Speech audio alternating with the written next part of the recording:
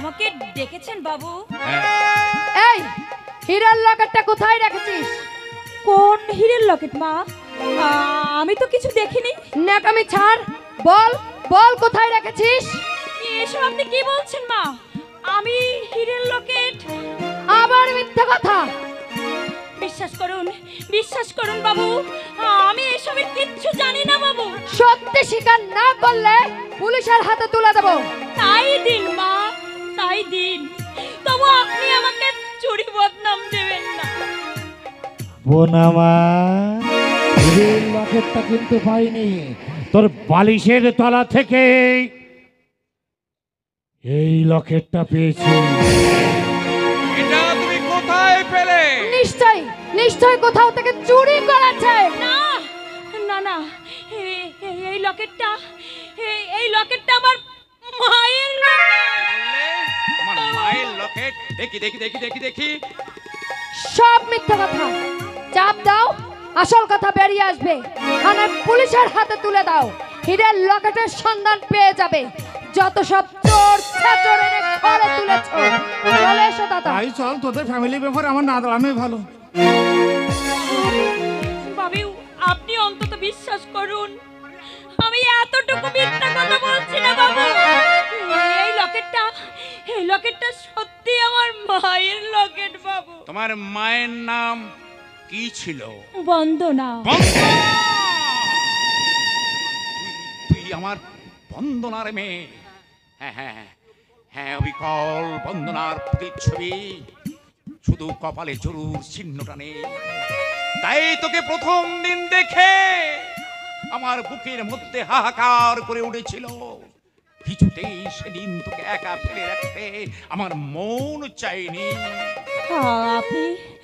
আপনি আমার মাকে চিনতেন বাবু? চিন্তা, বাবু, আমার মতো কেউ তাকে চিনত না। তুমি আমার বাড়িতে ঝের কাজ করতে এসেছো। পম্পদ থেকে বন্দনা কি অদ্ভুত ভাবে প্রতিশোধ নিচ্ছে জানিস মা? এই লকেটটা তোর মাকে আমি দিয়েছি। বাবু, আপনি দিয়েছেন? কিন্তু আমার মামা যে বলেছিল এই লকেটটা আমার বাবার দেওয়া। তোমার মামার নাম কি ছিল? বিভোর ঘোষ। আচ্ছা, বিভোর কেমন আছে? কিছুদিন আগে মামা দেহ রেখেছেন। বিভোর ঋণ পরিশোধের সুযোগ না দিয়ে অভিমানে চলে গেল। তোর বাবার নাম কি জানিস মা? না না বাবু, না। কতবার আমি মামার কাছে জিজ্ঞাসা করেছি, মামা একটিবার তুমি আমার বাবার নাম বলো। আমাকে বলেনি। বলবে না? তোর বাবা যে তোর মায়ের সঙ্গে বেঈমানি করেছে, বিশ্বাসঘাতকতা করেছে। বাবু, তুই তোর বাবাকে ক্ষমা করিস মা। তোর বাবা বড় হতভাগারে, কিন্তু কর্মের জন্য সাজ অনুতপ্ত। একটা জিয়ার সামনে অন্তত তোমার সীমা রাখা উচিত ছিল। ঠিকই বলেছো, আমার সীমা রাখা উচিত ছিল। রাখিনি বলে আজ অসীম সমুদ্রে আমি হাবুডুবু খাচ্ছি। এবার প্রায়শ্চিত্তের সময় এসে গেছে। এই মুহূর্তে আমি কুড়ের বাড়ি যাব। আর দেরি নয়, আর দেরি নয়।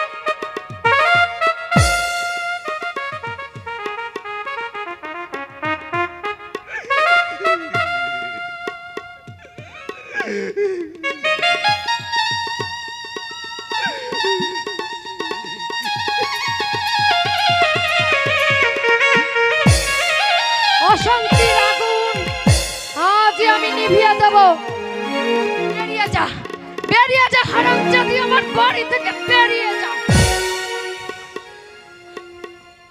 আমি কোথায় যাব মা? জমের বাড়ি যা। এই বাড়িতে তোর আর ঠাঁই হবে না। এই বয়সে রাস্তায় নামলে ওই লম্পটের দল আমার নারীত্ব নিয়ে ছিনিমিনি খেলবে। আমি আপনার পায়ে পড়ছি মা,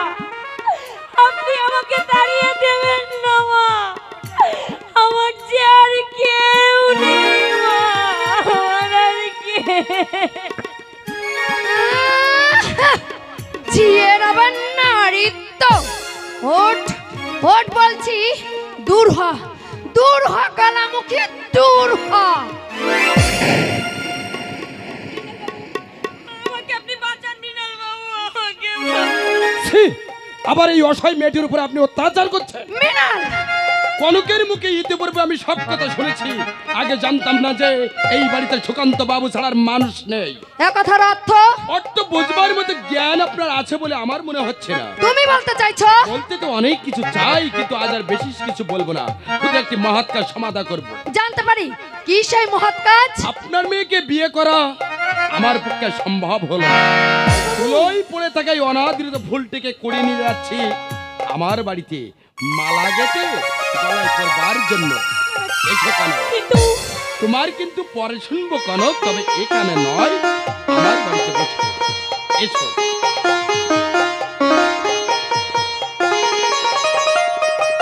এত বড় অপমান! তোমার দম্ভ যদি আমি চূর্ণ করতে না পারি, তবে আমার নাম অঞ্জনই নয়।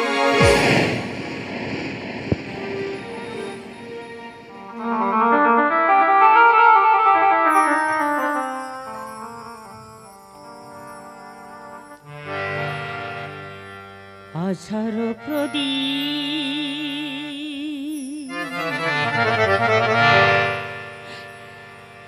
নিভে গেল,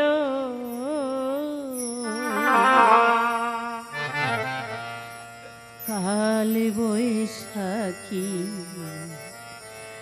ঝড়ে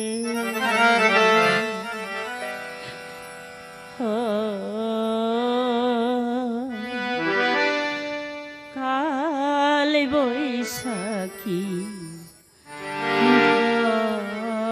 ঝড়ে আশার প্রদীপ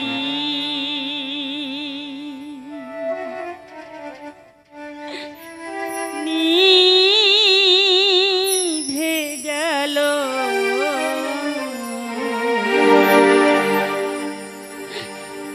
কাল বৈশাখী ঝড়ে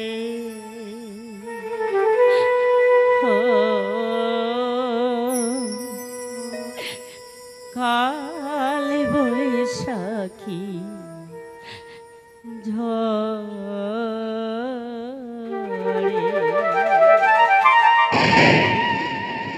আমি যে কিছুই ঠিক করতে পারছি না ভানুরমা। না!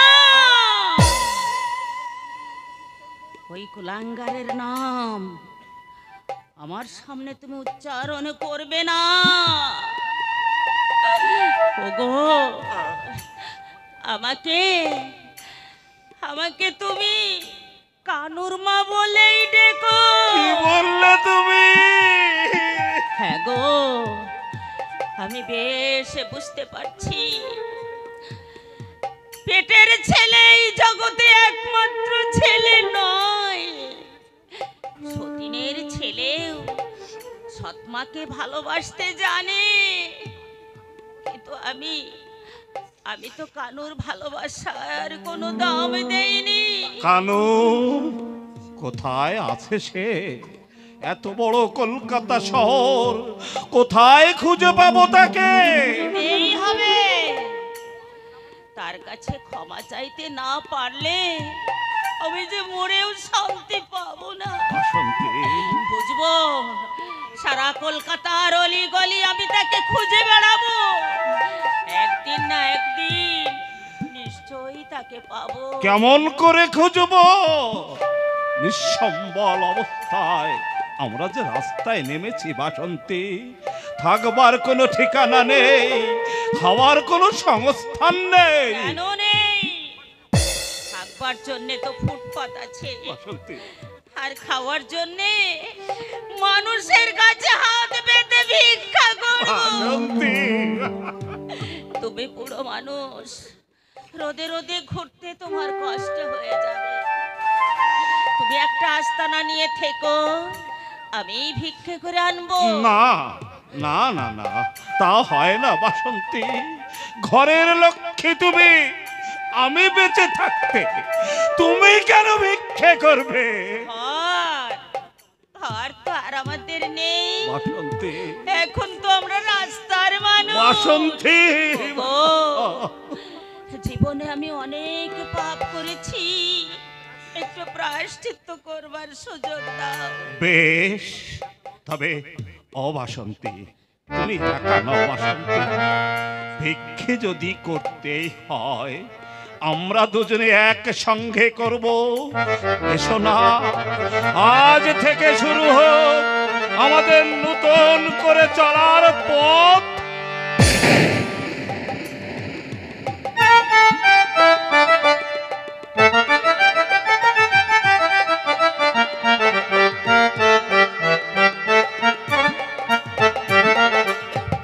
এই আমার বাড়ি। বাবা, এত বড় বাড়িতে থাকিস তুই? তুই তো রাজা মানুষ রে মৃণাল। আশ্চর্য ব্যাপার, 8-9 মাস তুই কলকাতায় আছিস, অথচ আমি কিছুই জানি না। আমি তোর বাড়ির ঠিকানা জানতাম না মৃণাল। চেহারার দিকে তাকিয়ে দেখেছিস কি হাল হয়েছে? অসুখ নিয়ে তো ফুটপাতে পড়েছিলি, যদি আমি না দেখতাম তাহলে যে তোকে ফুটপাতেই মরতে হতো। আমার মার বাবাকে খুঁজতে খুঁজতে আমার এই অবস্থা রে মৃণাল। কলকাতা শহরে এইভাবে কি মানুষ খুঁজে বের করা যায়? খোঁজার জন্য অন্য পথ আছে মৃণাল, এখন একটি মাসের জন্য কোনো কথা নাই। আগে ডাক্তার দেখে তোকে সুস্থ করে তুলি, তারপর শুধু বিশ্রাম। শরীর সারলে তবেই তোকে আমি ছাড়বো। কিন্তু মৃণাল, তোর মা বাবাকে খুঁজে বের করবার দায়িত্ব আমি নিলাম। তুই আচ্ছা ঠিক আছে। জানিস মৃণাল, আমার মা বাবাকে আমি কতদিন দেখি না। কেন? আমার আমার জন্য তারা পাগলের মতো রাস্তায় রাস্তায় ঘুরছে। কেন? কত কষ্ট হচ্ছে তাদের বলতো। কেন? ছেলেকে ছেড়ে মা বাবা কি দূরে থাকতে পারে বল? ওরা আমাকে বাড়ি থেকে তাড়িয়ে দিলেও আমি ওদের উপর একটুও রাগ করিনি। আমি সব সময় ঠাকুরকে ডেকে ডেকে বলেছি, ওগো ঠাকুর, আমার মা বাবা ভাইকে তুমি ভালো রেখো ঠাকুর। তুই তুই মানুষ নস রে কানু। এত ত্যাগ, এত ক্ষমা, এত ধৈর্য তুই পেলি কোথায়? আচ্ছা যাক সে কথা। ভানু ভানু এখন কি করে? ওর কথা শুনতে চাস না? কেন? ভাইটা মানুষ হলো না রে। ও জুয়া খেলে, মদ খায়। আমি কত নিষেধ করেছি, ও আমার কথা শুনেনি রে মিনা। কেন শুনবে বল?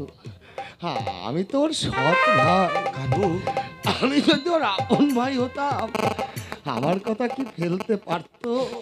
বলিস কি রে? ভানু এত অধঃপতনে নেমেছে? জানিস মিনা, আমি রামায়ণে রাম লক্ষ্মণের কথা শুনেছি।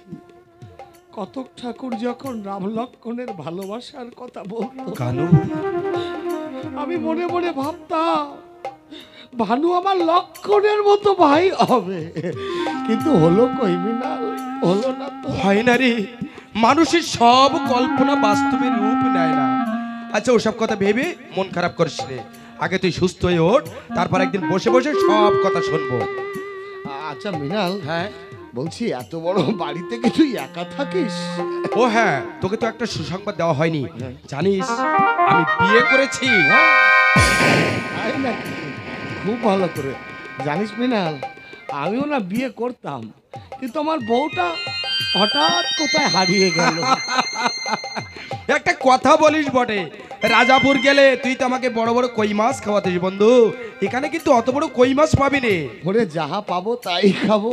আচ্ছা আপাতত একটা চা হোক, আর সেই সঙ্গে আমার বইয়ের সঙ্গে তো পরিচয়টা হোক। ওগো শুনছো, আমার এক বন্ধু এসে 2 কাপ চা নিয়ে এসো। জানিস কেন? স্ত্রী ভাগ্য সত্যি আমার খুবই ভালো। নিজের স্ত্রী প্রশংসা কি বাই করব, এক কথায় যাকে বলে অতুলনীয়া। বলছি বিয়েতে বুঝি অনেক কিছু পেয়েছিস তাই না? রমণী রত্ন ভিন্ন, অন্য কিছু নয় গো বন্ধু। সে এক বিশাল কাহিনী, পরে শুনিস। আরে এসো এসো, ওর সামনে ঘুমটা দেওয়ার দরকার নেই। ও আমার বিশেষ বন্ধু, ভারী প্রাণ খোলা মানুষ। তুমি নিজেই দাও। কানু, এই আমার বউ। কি নাম বললে?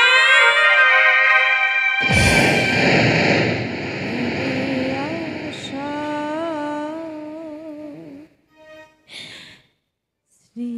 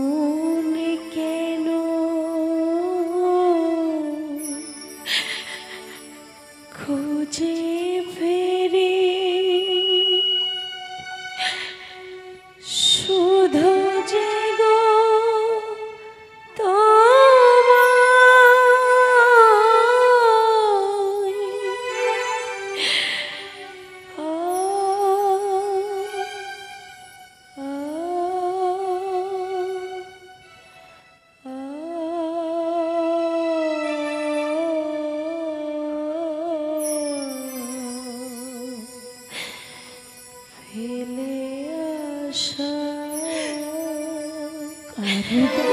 স্মৃতি আমার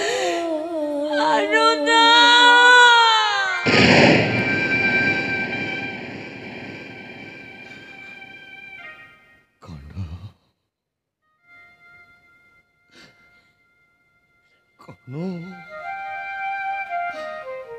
তুই তুই বিয়ে করেছিস?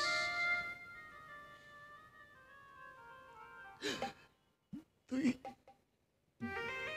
বিয়ে করেছিস কনো? মৃণালের বউ তুই?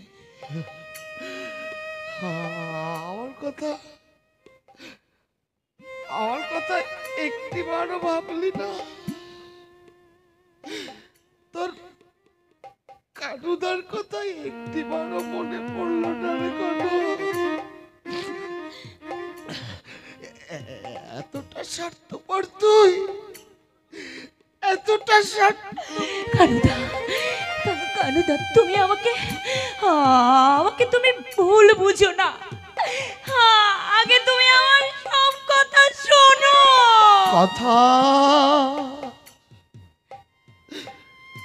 কথা শোনার পালা যে আজ শেষ হয়ে গেল রে কোনো। আর কারো কথা শুনবো না, আর কারো কথা ভাববো। এই জগতে সবাই পর, সবাই পর, সবাই পর। কানুদা, কানুদা, আমি তোমার দুটি পায়ে পড়ছি কানুদা, আমাকে তুমি ভুল বুঝে চলে যেও না কানুদা, তুমি বিশ্বাস করো।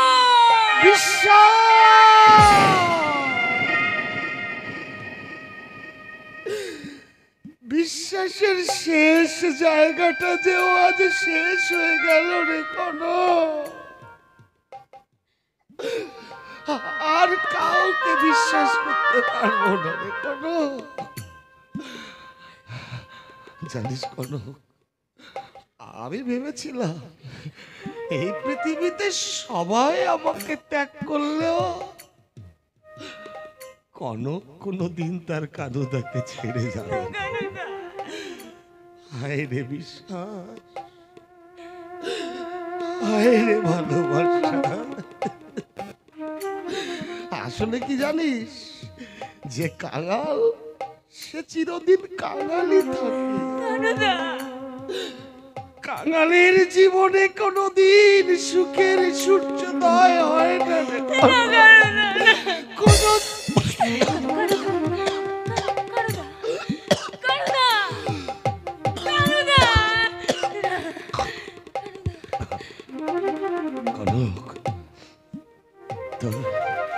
তোর মায়ের ছবিখানা আমার কাছে আছে, ওটা যদি পারিস নিয়ে আসিস। হ্যাঁ, দেরি করিস না কোনো,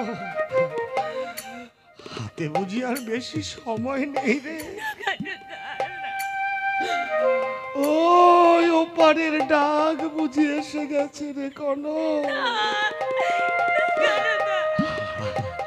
তোরা সবাই আমাকে ত্যাগ করেছিস তো, তুই তোর কানুদাকে ত্যাগ করেছিস, এবার আমি তোদের সবাইকে ফাঁকি দিয়ে চলে যাব। আর দেখা হবে না রে কোনো, আর দেখা হবে না রে কোনো, আর দেখা হবে